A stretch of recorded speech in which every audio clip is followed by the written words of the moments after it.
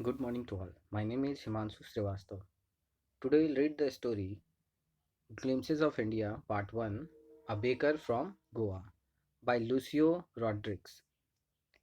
This video includes line-wise explanation of the story, its summary, and the link of the notes of this chapter will be in the description box.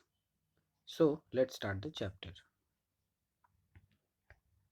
Introduction. A baker from Goa revolves around the relevance of a baker in the Goan culture, which dates back to the time when Portuguese ruled over the city of Goa.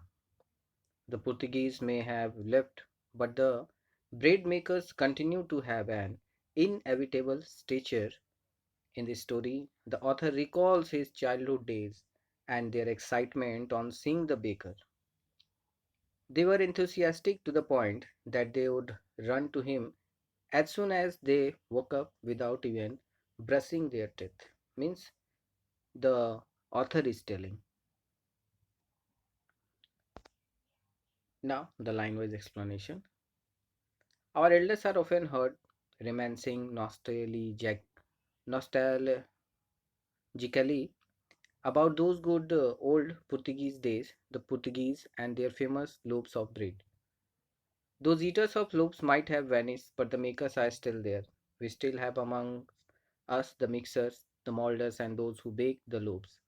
Those age old, time tested furnaces still exist. The fire in the furnaces has not yet been extinguished. The third and jingle of the traditional baker's bamboo, hurdling his arrival in the morning, can still be heard in some places. Maybe the father is not alive, but the son still carries on the family position. These bakers are even today known as padder in Goa. Reminiscing nostalgically means thinking fondly of the past. Okay, nostalgically means thinking fondly of the past. The story takes us back to the time when Portuguese ruled Goa. They were immensely famous for their breeds. The narrator often finds his elders thinking about those good old days and telling them that the famous breeds date back to the time when Portuguese ruled over Goa. They ponder over the past and tell them that though the Portuguese have left Goa, but the bakers of bread still exist. If not the original ones, their legacy is being continued by their sons. The bakers are still being referred to as padders. Everything about baking is still the same, ranging from those who mold the bread loaves to the furnaces which have survived the ravages of time. The sound of their arrival and the thud of their bamboo stick can still be heard just like the olden times. During our childhood in Goa, the baker used to be our friend, companion, and guide. He used to come at least twice a day, once when he set out in the morning on his selling down, and then again when they returned after emptying his huge basket. The jingling thud of his bamboo woke us up from sleep, and we ran to meet and greet him. Why was it so? Was it for the love of the loaf? Not at all. The loaves were bought by some Paskin or Bastin, the maid servant of the house. What we long for were those bread bangles which we choose carefully. Sometimes it was sweet bread of special make that contained cake. The narrator recalls that bakers acted as their friend and companion during their childhood days in Goa. The baker used to visit twice a day, once when he was on the round to sell his loaves, and the other time while returning back with his empty basket, having sold all the loaves. It was the sound of his bamboo stick that woke the children up. The children were so excited to meet him and choose from the bread, bangles, or cancan he made specially for them. While the bangles were for children, loaves were for the adults, that were generally collected by the maid servant of the house. Now the baker made his musical entry on the scene with the zing zang zang sound of his specially made bamboo staff. One hand supported the basket on his head and the other hand banged the bamboo on the ground. He would greet the lady of the house with good morning and then place his basket on the vertical bamboo. The kids would be pushed aside with the mild rebuke and the loaves would be delivered to the servant. But we would not give up. We would climb a bench or the parapet and peep into the basket somehow. I can still recall the typical fragrance of those loaves for the elders and the bangles for the children. Then we did not even care to brush our teeth or wash our mouth properly. And why should we? Who would take the trouble of plucking the mango leaf for the toothbrush? And why was it necessary at all? The tiger never brushed his teeth. Hotty would could wash and clean up everything so nicely after all. Means here, poet is telling that Baker often made musical entry with his bamboo stick. His one hand supported the basket on his head while the other banged the bamboo on the ground. He would go house to house and greet the ladies before handing them over the loaves. The parents would scold the children and make them stand aside, but as eager as they were, they would climb a bench or the wall to peep into the basket. They did not even bother to brush their teeth before having those braid bangles, because it seemed unnecessary effort for them to pluck mango leaves from the branches to use them for brushing the teeth. They considered brushing unnecessary because the hot tea could effortlessly wash their mouth, and they thought that animals like the tiger never brushed their teeth. Means that time children never bother about brushing their teeth, and as they compare themselves like tiger who never brush its teeth. Now the importance of those padders, those makers. Marriage's gifts are meaningless without the sweet bread known as the ball, just as a party or feast loses its charm without bread.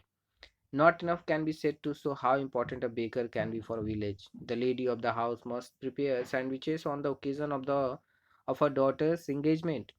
Cakes and bolinas are a must for Christmas as well as other festivals. Thus, the presence of bakers' furnaces in the village is absolutely essential. Here, author is explaining that bread is an important part of the Goan culture, and it is evident from its presence at every important occasion.